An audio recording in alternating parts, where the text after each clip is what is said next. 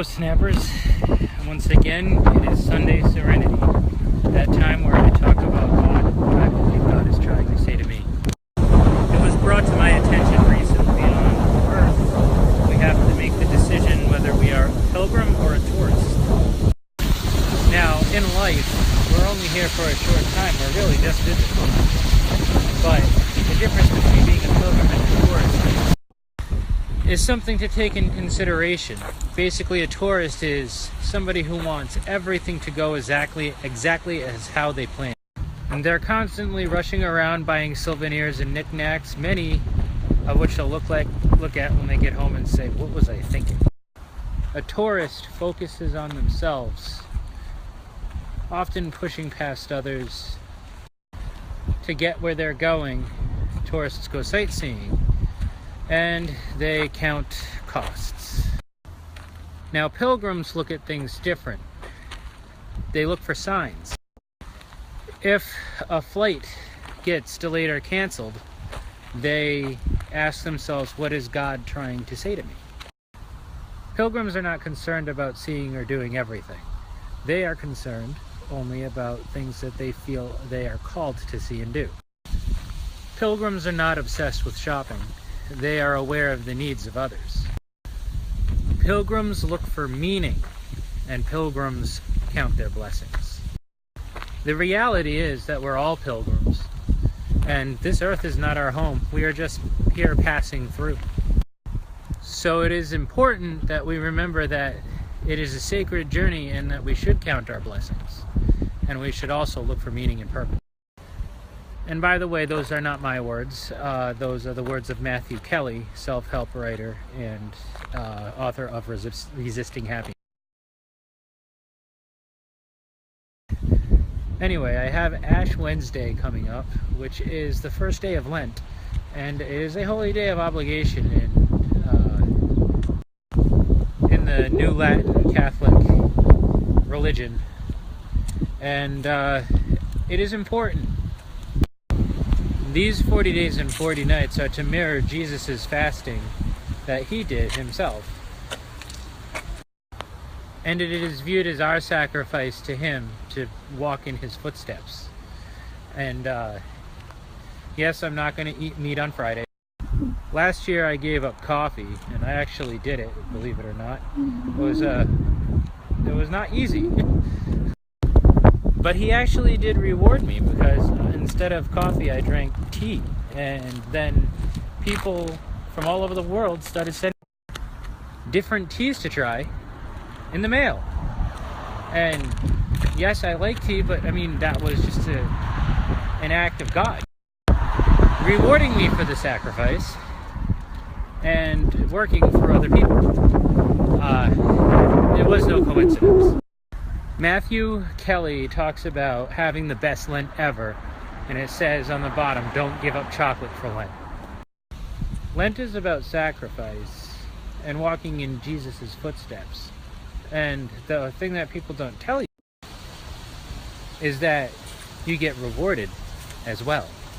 Not in afterlife, but here on earth. But there's a cunning, baffling, powerful evil out there known as resistance. Resistance is a little voice inside you that tells you not to do it because it's just easier. Resistance hates persistence, and Lent is one of the best times to slay it. From this perspective, I'm personally excited about Lent, because there's going to be some great things that are going to happen. I'm not giving up coffee again this year. Somebody asked me if I was going to do it again, which I'm going to say no. The reason is because it's not enough. Basically, coffee has become my chocolate now. So I can't give it up for Lent to have the best Lent ever. So this Lent, it's all going to be about slaying resistance, which is something that I struggle with constantly. I really should be going to the gym and exercising, which I haven't for like a month now, and that has been because resistance has kicked in. So my sacrifice to Jesus for this Lent is going to be to exercise for 40 days, slaying resistance, and using Sunday as my rest day. Except I'm not going to make this about me. I'm going to make it about God. And with His help, I will be able to complete it.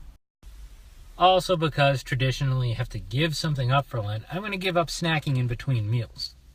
So 3 meals a day, all of Lent. Now that the Lent stuff is out of the way, which is really exciting, I can't wait for Ash Wednesday. It's going to be so amazing. I'll talk about what happened in Mass today to me when I tried to remember one key thing and what it meant to me. The first reading went right over my head. It was only a couple of lines, but I can't remember anything from that one. But something did stick out to me in the second reading that made me listen. And that was, "It does not concern me in the least that I be judged by you or any human tribunal. I do not even pass judgment on myself. I am not conscious of anything against me. But I do not thereby stand acquitted. The one who judges me is the Lord." This, of course, was followed by a wonderful gospel, but these are the words that stuck out to me in Mass because it got me reminiscent about how I used to always be a sensitive person to other people's judgment.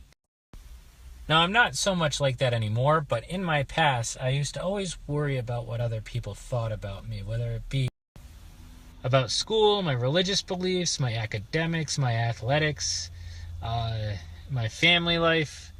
I always used to constantly worry about how other people viewed me. Self-proclaimed grammar Nazis was a big one for me, especially for somebody who was unaware that he had a slight form of dyslexia. I've conquered it, kind of, but it's still there. But the point is that it made me feel judged, and it's not fun to feel judged over something you can't control. But in the reflection of today's gospel, it's saying that everybody has something going on inside. And we really don't have to worry about what other people think of us, because the only person who has the right to judge us is God. With that perspective, we can be freed of anxiety. A lot of it. So I have a few things for the Serenity Challenge this week. First of all, answer the question, are you a pilgrim or a tourist? And now if you partake in the practice of Lent, how are you going to make it your best Lent ever? And now, just think of a time in your life where you may have been judged by another person. Particularly somebody who might have been wrong about the way that they judged you, or you felt wrong by being judged by them. Now simply remind yourself that it doesn't matter, because that person is not God, and only God can judge you.